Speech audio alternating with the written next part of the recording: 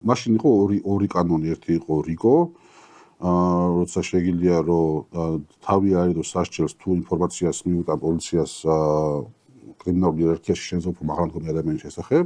რეკეტის შესახებ კანონი. ხო. და მეორე იყო ეს კანონი, კანონიერი ქურდების. მაგრამ მაშინ როგორ იყო, თუ იტყვი რომ ქურდი ვარ, ეს არ არის საკმარისი. ან ქურდული სამყაროს წევრი ვარ. უნდა გქონდეს რაღაც დანაშაული ჩადენილი. ხო, დანაშაულის იმ კანონის მიხედვით, რომელიც დღემდე მოქმედებს და ხოცებით ზოგადად რიკოს კანონის დროებითი იყო, საერთოდ ეგეთი ტიპის კანონები თავის შინაარსი დროებითი უნდა იყოს, მაგრამ ჩვენ მივიღეთ და მისი დროებითობა არავის არ უფიქრია. და იმ კანონში პირდაპირ ჩაიწერა, რომ ისჯება არა კონკრეტული ქმედება, არამედ წევრობა. ისმის ანუ ქმედების გამო არ იჯებოდა, არამედ რაღაცის წევრობის გამო. ხო, წევრობა რას ნიშნავს, ოღონდ? წევრობა ის განსხვავდება, მე ხა მივედი პოლიციაში და თქვი რომ კანონიერი ქურდი ვარ, დამიჭერენ, ან დაგიჭერენ, შენ არ დაგიჭერენ. იმიტომ რომ ვიღაცას არ მოიჩვენება საკმარისი მტკიცებულება წევრობის, მაგრამ თუ დამტკიცა რომ წევრი ვარ, მაგრამ არაფერი დამიშავებია. აი როგორ უნდა იყო ამ სამყაროს წევრი დაშავებული არაფერი არ კონდეს. ანუ სერტიფიკატს არა სერტიფიკატს მოგცემ რომ წევრი ხარ. ანუ ქურდული სამყაროს წევრი ვერ იქნები თუ არაფერი არ დაგიშავებია. როგორ იქნები აბა? არა, ის ხალხი რომელიც დღეს არა, როგორ იქნები, როგორ? აი როგორ უნდა იყო ქურდული სამყაროს წევრი, დანაშაული ჩადენილი არა გაქვს, გარშემოში მოწვეული მიღებული არა გაქვს, რეკეტში მოწვეული მიღებული არა გაქვს, რანაირად ხარ ქურდული. არა, ნახე, შეიძლება მიღებული მაქვს. ან არა მაქვს მიღებული, ანუ ვიღაცამ თავის წესები დაადგინა რაღაცის წევრობის.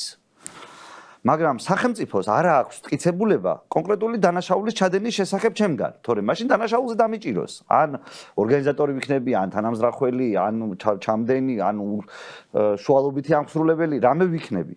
ამიტომ მე დამსჯიან დანაშაულზე, მაგრამ ამ კანონმა მიცა საშუალება. მე უბრალოდ ეს მაინტერესებს, რომ აი იქ ხო ბევრი ვერსია არსებობს, როგორ ვებრძოლოთ ქურდულ სამყაროს.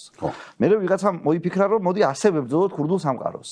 ხო, ვიღაცამ მოიფიქრა, რომ ეს იყო გადმოწერილი იმისგან, რა ქვია. ცნობილი პროკურორი იყო პალერმოსი, ვარი აღარ მახსოვს. და ანუ ეს იტალიური კანონმდებლობა იყო, რომელიც იყო გამოყენებული სიცილურ მაფიასთან ბრძოლისთვის. და გადმოიტანეს საქართველოში. მიზანი რა არის, თქვათ, არის კანონიერი ქურდი, იმ შემთხვევაში თქვათ კაპო, ან აბსოლუტურად ქურდი. რომელსაც რა ვიცი მე ხა თვითონ დანაშაული ჩადენილი არ აქვს, ან დანაშაულს ვერ უმტკიცებ და ეუბნება რომ მე საქმეს კი არ ვარჩევ ძმაო. აი ორი ადამიანი მომადგა და ეხმარები გაწყვეტილებს გამოტანაში. შუამავალი ვარ მათ შორის. კი ბატონო. ხო და ეგ დანაშაული არის თუ არ არის? რა თუ დანაშაული არაფერი არ არის, რატო არ არის დანაშაული? შენ ხარ კანონიერი ქურდი, ან რაღაცა ის. ავტორიტეტული ადამიანი. მაფიის, არა, ავტორიტეტული ადამიანი არ ხდება, კრიმინალური ავტორიტეტული ადამიანი შეიძლება ბევრი იყოს. დანაშაულები ჩამდენია. აქ ლაპარაკი არის არა ავტორიტეტზე, არამედ დანაშაულებრივი ორგანიზაციის წევრობაზე. მაფია დანაშაულებრივი ორგანიზაცია თუ არა? შენ მიდიხარ მაფიის სახელით ვიღაცასთან, ან ქურდების სახელით ვიღაცასთან, ეუბნები რომ შენ უნდა ფული გადამიხადო. და მე გიჭერენ და შენ ამ უფრო იცი რა არის ამ კაცმა გააკეთა რა ქვია, საქველმოქმედო შენაწერი გააკეთა.